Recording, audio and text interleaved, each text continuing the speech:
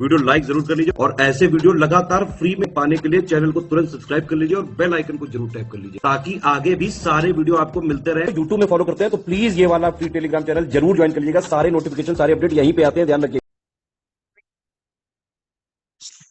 Hello everyone, welcome you all to study for civil services. एंड आज अपने जो है 15 अप्रैल हो चुकी है। 15 अप्रैल के इम्पोर्टेंट आर्टिकल्स और जो जो हमसे पूछा जा सकता है सबको अब हम देखते हैं, पढ़ते हैं उसके बारे में, सारे फैक्ट्स को देखते हैं। और ये हमारा ग्रुप है, इसको भी आप जब भी चाहो आप ज्वाइन कर सकते हो। साथ ही साथ ये हमारा टेलीग्राम चैनल को भी ज्वाइन कर सकते हो।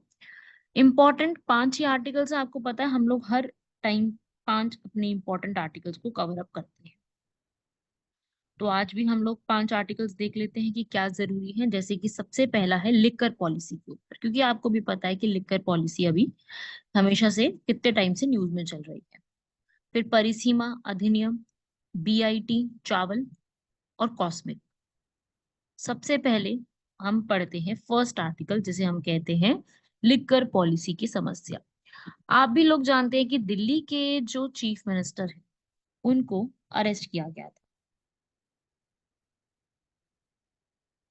राइट? किस केस के लिए? लिकर पॉलिसी केस के लिए। तो लिकर अल्कोहल रेगुलेशन वाला केस यहाँ पे न्यूज में आ जाता है कि लिकर की पॉलिसी, उसके ऊपर डोमेस्टिक टैक्स, कस्टम्स ड्यूटी बहुत बढ़ गई है। तो यहाँ पर ये इशू था। अब अगर हम बात करें कि भारत में अल्कोहल के बारे में क्या लिखा हुआ है, तो देखो भाई, आर्टिकल 47 का जो हमारा पूरा पूरा आर्टिकल यहाँ पे साफ साफ कहता है कि अल्कोहल की कंजम्पशन को रोकना है। ठीक है, और ये किसके हिस्से आता है? स्टेट के हिस्से आता है, 7th शेड्यूल के अकॉर्डिंग, है ना, फेडरलिज्म है यहाँ पर। तो अगर हम बात करें अल्कोहल के उपयोग की, तो उसका कोई नैतिक पहलू तो है नहीं। स्वास्थ्य जोखिम रहता है, सांस्कृतिक संवेदनशीलता खत्म हो जाती है, पर्यावरण के प्रभाव, तो इसको सबको खत्म करने की जरूरत है। अगर मैं ओवरऑल बात करूं कि भारत में लिकर का क्या है सीन, तो देखो भाई, सेंट्रल स्टेट के गवर्नमेंट के जो है सेट करी हुई है गाइडलाइंस लिकर के ऊपर, लिकर की एडवर्टाइजिंग के ऊपर। और स्टेट गवर्नमेंट के पास ये अधिकार तो आता ही है, सेंट्रल गवर्नमेंट इसके ऊपर से अपनी गाइडलाइंस तय करती है, लेकिन स्टेट गवर्नमेंट इसके ऊपर पूरा अपना एक्सरसाइज ड्यूटी और सब कुछ टैक्सेस को देखती है। अगर मैं बात करूं लिकर की पॉलिसीज के ऊपर, तो देखो भाई, लिकर की जो पॉलिसी है वो रेवेन्यू ड्रिवन पॉलिसीज चलती है, रेवेन्यू के अकॉर्डिंग चलती है, सोशियो कल्चरल फैक्टर्स देखे जाते हैं, गवर्नमेंट का कंट्रोल होता है। तो बेसिक बेसिक आपको इसमें ये याद रखना है कि जो सेंटर है वो क्या काम कर सकती है और जो स्टेट है वो क्या काम कर सकती है। मेन तो वही चीजें आपसे जो है वो पूछी जाती है कि उसमें क्या उनका वर्क होता है। अगर मैं आप बात करूं दिल्ली के पॉलिसी लिकर स्कैम में, अगर मैं दिल्ली के स्कैम की बात करूं, जो कि आपको पता है कि कितना ज्यादा न्यूज में रहा है, और हमारे जो दिल्ली के सीएम है उनको इस बात पे अरेस्ट भी कर लिया गया है। तो अगर हम वही देखें कि वो एग्जैक्टली क्या है, तो देखो भाई, एक्साइज पॉलिसी 2021-22 में आई थी, जिसमें ये बोला था कि हम लिकर के सेक्टर में क्या लेके आएंगे, प्राइवेट फर्म्स को भी लेके आएंगे और उसमें उनको फिर लाइसेंस वगैरह दिया करेंगे। ठीक है, तो वहां बोला था कि भाई ऐसे करते करते उन्होंने बहुत सारी ऐसी कंपनियों और ऐसी प्राइवेट फर्म्स को यहाँ पर फायदा पहुंचाने की कोशिश करी थी, जो कि मतलब उन्हीं के साथ जुड़ी हुई थी।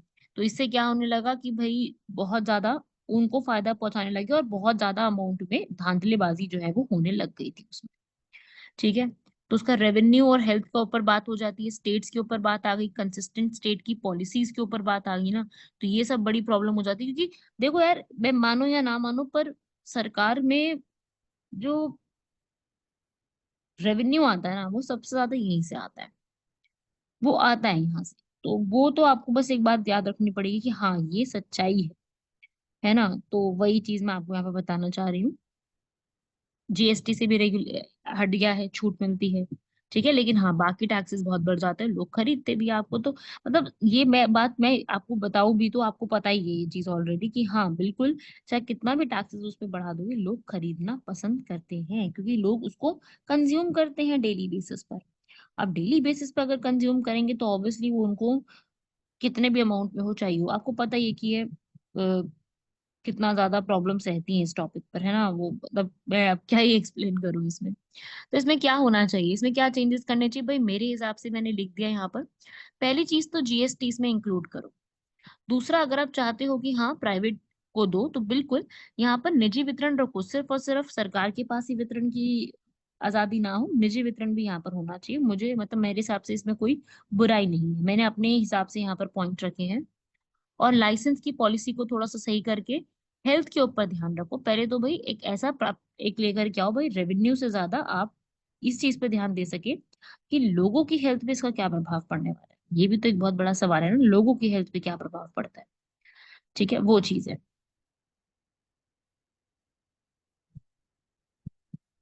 ठीक है भाई। तो इंडिया का भी तो आपको पता ही है ना, कई लोग तो बहुत पसंद करते ही हैं।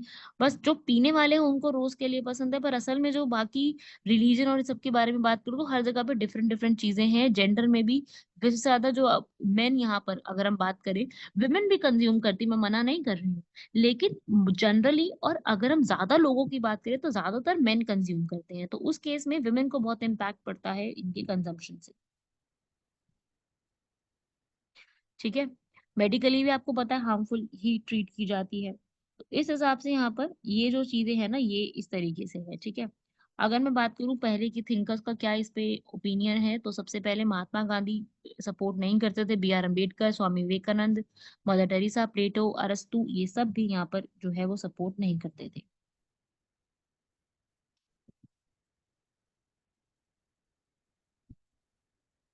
राइट। तो आप ये रीड कर सकते हैं यहाँ तक।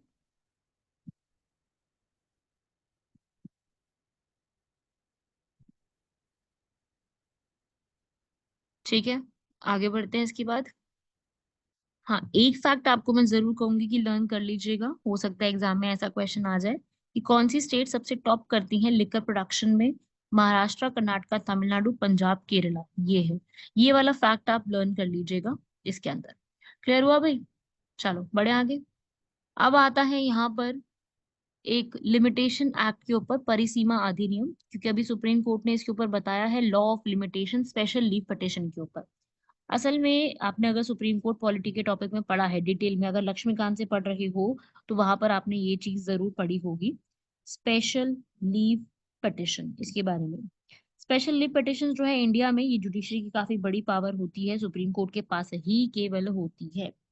जब कभी भी ऐसा कोई केस आ जाए जहां पर उनको सवाल उठाने की जरूरत है, जब उनके साथ या किसी भी व्यक्ति के साथ कोई इनजस्टिस हुआ है, तो वहां पे स्पेशल लीव की जा सकती है, और ये आर्टिकल 136 में लिखा हुआ है। और ये केस अभी आया था भूमि अधिग्रहण मामले में, लैंड एक्विजिशन केस में, ये एक चीज जो है यहाँ पर अभी लाई गई थी। ठीक है। तो ये है इसके अंदर। और अब आर्टिकल 136 के तहत जो ये हुआ, इसमें और क्या क्या होता है, तो देखो भाई, परिसीमा का नियम लगता है इसके अंदर। ये कहता है कि भाई अधिकार की बजाय उपचार के अधिकार को जब्त करके मुकदमेबाजी को समाप्त किया जाना चाहिए। तो सबसे पहले क्या ध्यान देना चाहिए, अधिकार की बजाय आप उपचार के अधिकार को ध्यान दो, रेमेडी प्रोवाइड करो।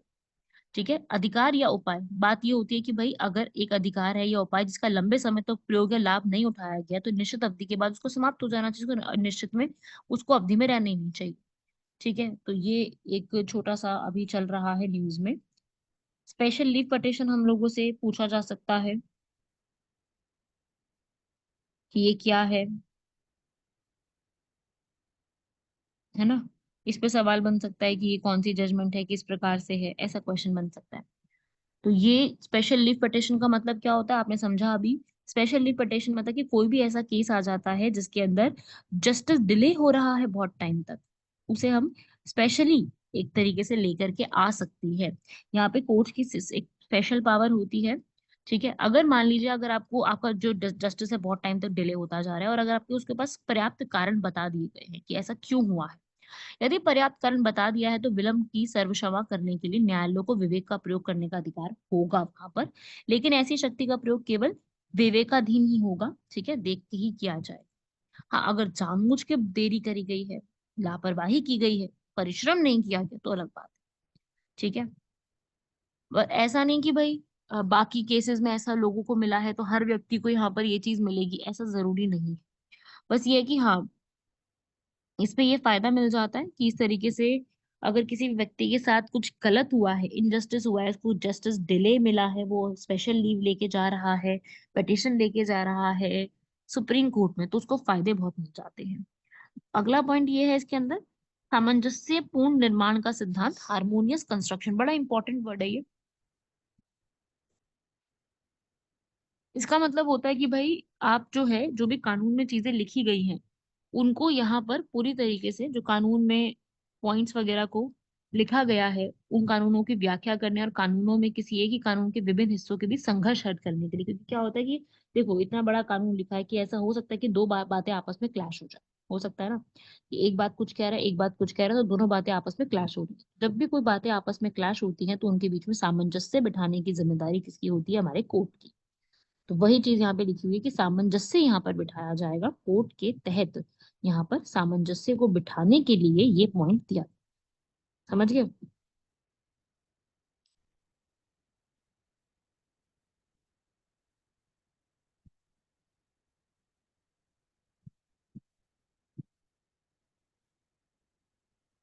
समझ में आ गई भाई यहाँ तक, या आप पढ़ सकते हो?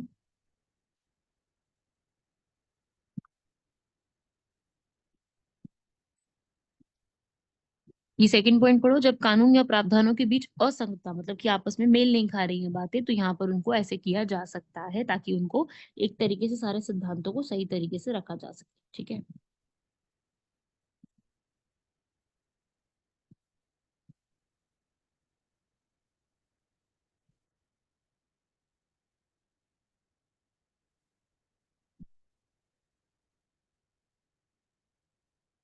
क्लियर है भाई आपको यहाँ तक ये पूरा? तो ये छोटा सा आर्टिकल आपको मैं बताना चाहती थी कि इस तरीके से एक एक तो बेसिकली मुझे तो आपको ये वाली पार्ट समझानी थी, क्योंकि पॉलिटी की पापा वीडियोस में ये वाला टॉपिक ना मैं बता नहीं पाई थी, स्पेशल लीव पिटिशन के ऊपर। और जो ये वाले है ना, हार्मोनियस कंस्ट्रक्शन, सामंजस्यपूर्ण निर्माण, वैसे तो मैंने पॉलिटी का पूरा एक, आप अगर स्टडी फॉर सिविल सर्विसेज के, आप प्लेलिस्ट पे भी मत जाओ, आप चाहे लिख दो study for civil services polity पापा पापा वीडियो, तो उसमें मेरी आपको वीडियो मिल जाएगी काफी सारी। उसमें लिस्टिंग वीडियो भी है, उसमें वो वाली वीडियोस भी हैं। आपको 5 या 6 घंटे की वो वीडियोस मिलेंगी। जिसने भी पॉलिटी की वीडियोस जो है वो यहाँ पर कंप्लीट नहीं करी है, वो वहां से कंप्लीट करके बहुत अच्छा से अपना पढ़ सकता है। आपको बहुत फायदा मिलेगा उससे, मैं सच बता रही हूँ, आपको बहुत ज्यादा फायदा मिलेगा। ठीक है। तो आप सभी लोग अच्छे से उस अगर वीडियो को पढ़ लेते हो तो आपको पॉलिटी की बहुत अच्छे से रिवीजन हो जाएगी। सो मेरी एक आपसे गुजारिश कह लो या कुछ भी कह लो, आप उसको कंप्लीट जरूर करिएगा। ठीक है।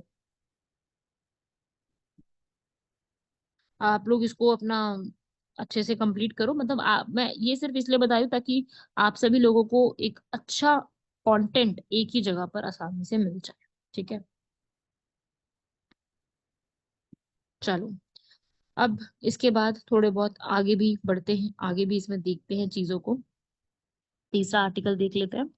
बीआईटी रीअसेसमेंट, पीएमओ जो है, प्राइम मिनिस्टर का जो ऑफिस होता है, उन्होंने एक बायलैटरल इन्वेस्टमेंट ट्रीटीज के ऊपर वापस से रिवीजन करने को बोला है। मतलब कि ऐसा होता है ना कि आप एक कंट्री के साथ गए, जैसे मान लो हमारे प्राइम मिनिस्टर गए अमेरिका, उन्होंने वहां जाके कोई इन्वेस्टमेंट के ऊपर ट्रीटी करी कि भाई हम इस कंट्री में इतना इन्वेस्ट करेंगे, या वो हमारे यहाँ पे इन्वेस्ट करेंगे, या हम कहीं गए तो इन्वेस्ट कर लिया। करते हैं ना ये चीजें, खूब करते हैं ये चीजें। तो उसी के ऊपर जो है ये पूरी चीज है, इसी के ऊपर पूरा यहाँ पर बताया है कि अब हम बायलैटरल इन्वेस्टमेंट की जो ट्रीटीज होती हैं दो देशों के बीच में, उसको पूरा रिवाइज करेंगे। क्योंकि यार इतने सारी चीजें हैं इसके अंदर, पूरा रिवाइज करने की जरूरत है, उसको रीअसेस करने की जरूरत है। अब हम यूके के साथ कर रहे हैं, हम यूरोप के साथ कर रहे हैं, अरे भाई उसमें से ऐसे पॉइंट जो सही हैं, जो नहीं है सही है, कुछ भी है, उसको हम लोगों को सही करना पड़ेगा। उसको अब देखना पड़ेगा कि क्या जरूरत है, क्या नहीं है जरूरत, देखना पड़ेगा ना ये सारी चीजें। तो वो ही चीज यहाँ पर जो है वो मैं आपको बता रही हूँ। ठीक है। तो यही चीज यहाँ पर डिसाइड की गई है। ठीक है। तो अब इसको आप देख सकते हो, पढ़ सकते हो। बायलैटरल इन्वेस्टमेंट ट्रीटी की फुल आप डेफिनेशन भी देख सकते हो। दो देशों के बीच में की जाती है, इंडिया का अपना नेगोशिएट करता है बाकी कंट्रीज के साथ। ठीक है। 1993 के बाद 2015 में चेंज किया था, अब इसको फिर से रीअसेस किया जा रहा है। ठीक है। अभी अपने हमारे तरीकों को, इसमें हम लोग काफी सारे केसेस, इसमें टैक्सेस का कैसे छूट रहेगी, पूरी तरीके से तैयार किया गया है। ग्लोबली भी हम बात करें तो इसमें जो है आइसलैंड, लिechtenstein, नॉर्वे और स्विट्जरलैंड भी बीआईटी को डिमांड कर रहे हैं कि इंडिया का जो मॉडल है वो अपनाने वाले हैं। हमारी इकोनॉमी का जो थिंक टैंक है GTRI वो यहाँ पे कह रहा है इंडिया जो है थर्ड लार्जेस्ट इकोनॉमी बनना चाहता है, तो उनको ट्रीटीज के ऊपर जो प्रैक्टिसेस अभी चल रही हैं उनको देखने की जरूरत है, उसमें चेंजेस करने की जरूरत है। चेंजेस का क्या मतलब है यहाँ पर, उसमें चीजें जो है वो देखने की जरूरत है कि क्या कर सकते हैं, क्या इसमें चेंजेस हो सकता है। ठीक है, वो सब इनको देखने की यहाँ पर जरूरत है, ऐसा उन्होंने बोला है। बात समझ में आई? ठीक है भाई।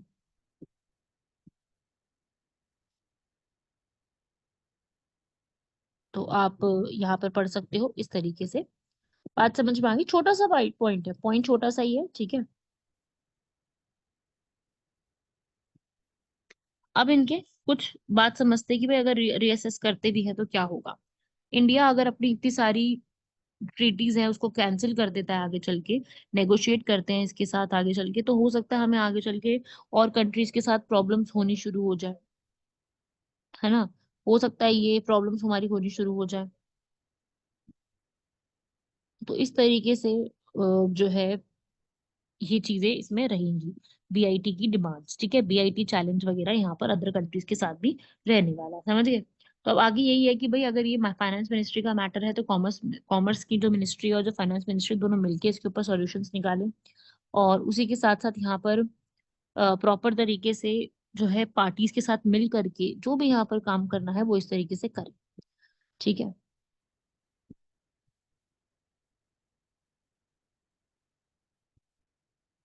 तो आप ये रीड कर सकते हो ये छोटे छोटे से पॉइंट्स।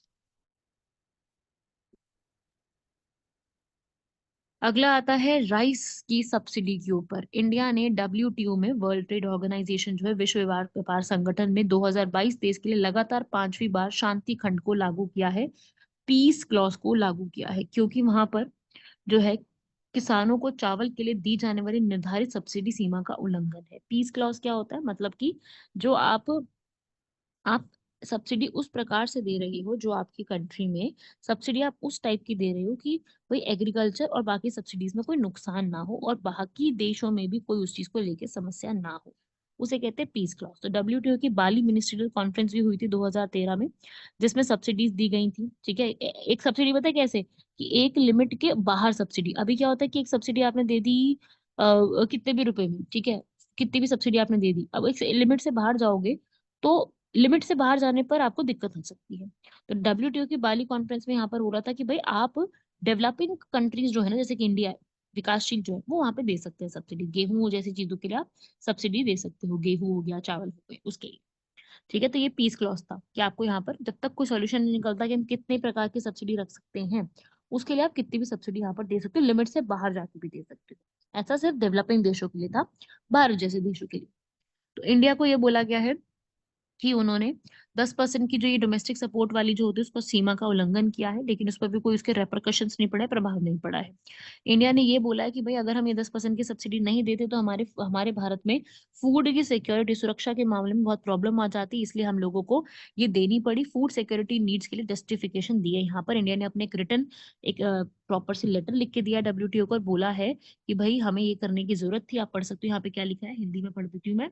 गरीब और प्रवण आबादी को घरेलू खाद्य सुरक्षा की जरूरतों को पूरा करने के लिए ये काम हमारे यहाँ पर किया गया है, सबसे बड़ा मुद्दा यहाँ पर यही निकल के आया, ठीक है। एक प्रोफेसर भी थे WTO पे, उन्होंने भी यहाँ पर बोला कि इंडिया जो है चावल के ऊपर सब्सिडी बढ़ाता ही जा रहा है, ठीक है। तो वो सब्सिडी सब्सिडी को यहाँ पर कम करने की जरूरत है। इंडिया क्यों यहाँ पर जो एक सीलिंग प्राइस है, जो इससे ऊपर नहीं जा सकते, वो प्राइस यहाँ पे बढ़ाता ही क्यों जा रहा है, इससे WTO का जो एक इमेज है वो खराब जा रही है। तो इंडिया ने यहाँ पर इसी के ऊपर बताया कि जब तक आपको कोई परमानेंट सोल्यूशन नहीं निकल जाता है कि हम कितना सब्सिडी रखें, इसकी कैप कितनी होनी चाहिए, तब तक हम यहाँ पे ये चीज, ठीक है। और इंडिया कह रहा है कि भाई आप 10% की सब्सिडी कह रहे हो कि दो, ये तो भाई बहुत पुराने हिसाब से, अब इसका परमानेंट सॉल्यूशन निकालो कि डेवलप्ड और डेवलपिंग कंट्री कितना अमाउंट में सब्सिडी दे सकती है। अब इसका नया सॉल्यूशन निकलना चाहिए, ऐसा इंडिया का यहाँ पर कहना है, ठीक है। बात समझ में आ गई सभी लोगों को। अगला आर्टिकल है हमारा कॉस्मिक टाइम ट्रैवल्स। ये आर्टिकल मतलब आप, मैं कहूंगी कि बस एक बस पढ़ के चले जाओ, सुन लो मेरे यहाँ पर जो मैं बता रही हूँ, बस उसको सुन सुन लो। बाकी इसको डिटेल में जानने की, याद करने की जरूरत नहीं, बस आप इसको जो मैं बता रही हूँ बस उसको ऐसे के ऐसे ही सुन लो, ठीक है। तो इसमें क्या है, डार्क एनर्जी के ऊपर बात चल रही है कि हमारी जो रिसर्चर्स की टीम है वो कह रही है कि 5,000 रोबोट्स जो है यहाँ पर वो, उनकी पावर पर ये पूरा काम जो है वो चल रहा है। डार्क एनर्जी के ऊपर 5,000 रोबोट्स चल रही हैं, और यूनिवर्स को एक्सपैंड करने की बात चल रही है। डार्क एनर्जी के ऊपर बात चल रही है, डार्क एनर्जी के एक्सपेरिमेंट्स चल रही हैं। साइंटिस्ट जो है वो इस यूनिवर्स की एक्सपेंशन के ऊपर सवाल उठा रहे हैं, इसमें काम कर रहे हैं। और डायरेक्टर जो है उन्होंने भी यही चीज के बारे में बातें बोली हैं। डार्क एनर्जी जो होगी उसकी जो पूरी उसकी वजह से कॉस्मिक हिस्ट्री पे काफी ज्यादा प्रभाव पड़ने वाला है। इससे क्या पता चलेगा कि यूनिवर्स कैसे एक्सपैंड होता है। हम कहते हैं ना कि ऐसे बहुत सारे यूनिवर्स है, तो भाई कैसे एक्सपैंड होता है, उसमें कैसे डार्क मैटर, क्योंकि ये बिल्कुल डार्क होते ही नहीं चीजें, तो डार्क मैटर किस तरीके से काम करता है वो इसके ऊपर कॉस्मिक स्टडी होने वाली है। आप उसको पूरा रीड कर सकते हैं, इसमें आपका कुछ कंक्लूजन नहीं निकलेगा। कंक्लूजन जो मैं बता रही हूँ सिर्फ उसी बात का निकलता है, जो मैं यहाँ पर आपको समझानी चाह रही हूँ। सिर्फ उसी बात को कंक्लूजन लेकर के आपको वो बात समझनी है कि इसमें इस तरीके से, ठीक है। कॉस्मिक मेजरमेंट्स के नए नए यहाँ पर जो है वो पॉइंट्स निकाले जाएंगे, समाधान निकाले जाएंगे। समाधान भी क्या ही कहूँ मैं, बेसिक बेसिक बात है इसमें जो है। नई नई चीजें यहाँ पर निकाली जाएंगी कि हम किस तरीके से चीजों को कर सकते हैं, ठीक है। एक्सपेंशन के ऊपर स्टेप्स देखे जाएंगे, अर्ली यूनिवर्स कैसे हुआ, बिग बैंग थ्योरी का ही पूरा एक्सप्लेन किया जाएगा। और कुछ नहीं है, बेसिक बेसिक पॉइंट था बस, मेरे को बताना था कि इस तरीके से ऐसा हो रहा है। ऐसे ही अब हम लोग यहाँ पे देखते हैं कि आज का हमारे क्वेश्चंस कैसे हैं। आज का हमारा फर्स्ट क्वेश्चन है बोट्सवाना एलिफेंट पॉपुलेशन। बोट्सवाना की एलिफेंट की जो पॉपुलेशन है उसका क्या है। देखो, अकेले बोट्सवाना कंट्री के पास 20,000 नहीं, 13, आई थिंक 1 लाख करीब है एलिफेंट्स, ठीक है। बहुत बड़ी कंट्री है, पर पॉपुलेशन कम रहती है। लेकिन इसमें जो बोट्सवाना में जो ये इनका होता है ना एलिफेंट्स, वो बहुत ज्यादा है, ठीक है, याद रखिएगा। तो अब बोत्सवाना के प्रेसिडेंट ने ये बोला है कि शिकार ट्रॉफियों के, जो शिकार करके ट्रॉफी मिलती है उसके आयात पर सख्त सीमा लगाई जाएगी। जर्मनी के प्रस्ताव की प्रतिक्रिया करते हुए ये बोला कि जर्मनी को 20,000 हाथियों को निर्यात करने की धमकी दी। बोत्सवाना में बहुत ज्यादा ये जो है ट्रॉफी हंटिंग पे बैन हटा दिया था, और हंटिंग से रेवेन्यू जो आता है उसको वापस से ठीक करने की कोशिश करी है, ठीक है। और बोला है कि ट्रॉफी का जो शिकार होता है उस पर प्रतिबंध हटा दिया जाएगा, और शिकार राजस्व पर पूंजी लगाकर उसको बढ़ाने की कोशिश यहाँ पर की जाएगी। तो सारी स्टेटमेंट्स ठीक लिखी हुई है। बोट्सवाना आप याद रखिएगा, बोट्सवाना एक ऐसी कंट्री है जहाँ पे सबसे ज्यादा यहाँ पर आपको क्या मिलेंगे, एलिफेंट्स मिलेंगे, ठीक है। एलिफेंट यहाँ पर बहुत ज्यादा है, ठीक है। जर्मनी ने ये बोला था कि भाई ट्रॉफी हंटिंग पर यहाँ पर बैन लगाओ। बोट्सवाना के प्रेसिडेंट ने बढ़िया जवाब दे के उनको बोल दिया कि ये बैन तो नहीं लगेगा, आप 20,000 एलिफेंट्स को लेकर के आओ। उन्होंने तो ये धमकी तक दे दी, ठीक है, कि भाई 20,000 एलिफेंट्स हम जर्मनी भेज देंगे, ठीक है। ऐसा उन्होंने जो है बोला है। तो इस तरीके से ये एलिफेंट हंटिंग जो है वो न्यूज में आ गई थी, अभी अभी ही कुछ दिन पहले की ये बात है, इसलिए न्यूज में आ गई, ठीक है।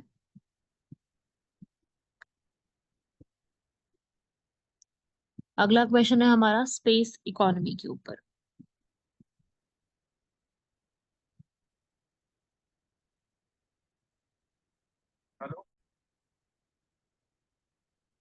तो स्पेस इकोनॉमी कितना ज्यादा ग्रो करने वाली है आगे आने वाले समय में, उसी के ऊपर ये फैक्ट्स है कि अब जो है स्पेस इकोनॉमी कितना ज्यादा ग्रो करने वाली है आगे आने वाले समय में। तो उसी के ऊपर पढ़ेंगे भाई। स्पेस इकोनॉमी में आप पढ़ सकते हो आगे आने वाले टाइम पे स्पेस इकोनॉमी ग्रो करेगी। यहाँ पे आप पढ़ सकते हो 2035 तक जाएगी, ठीक है, आगे से। हाँ, किस में जाएगी क्या होगा ये नहीं बताया इसमें, सेकंड स्टेटमेंट गलत है। इंडिया की स्पेस इकोनॉमी जो है वो 8.4 बिलियन डॉलर्स पे है। पूरे वर्ल्ड की 2 से 3% की स्पेस इकोनॉमी अकेला भारत ही होल्ड करता है। ये सब तो इसमें बताया गया। तो स्पेस इकोनॉमी के ऊपर ये कॉन्सेप्ट्स हैं, आप इसको पढ़ सकते हो कि इंडिया की स्पेस इकोनॉमी भी ग्रो कर रही है, कितना परसेंट ये ऑक्यूपाई करती है ये आप इसको रीड कर सकते हो, ठीक है भाई। ये फैक्चुअल इंफॉर्मेशन याद कर लीजिएगा। बाकी ये आज का क्वेश्चन है कि भाई अगर हमारे एलिफेंट्स जो है, एलिफेंट्स के ऊपर ही आपको पूरा पढ़ना है। एलिफेंट्स के ऊपर अगर आपने डेटा कभी भी पढ़ा हुआ है तो यहाँ पर आप उसको यूज कर सकते हो, ठीक है। सो एलिफेंट्स के ऊपर था ये। इंडिया के बारे में भी बता सकते हो, इंडिया के एलिफेंट्स के भी बता सकते हो आप यहाँ पर, ठीक है भाई। तो ये आप पढ़ लो। सारी इंफॉर्मेशन रीड कर लो यहाँ तक।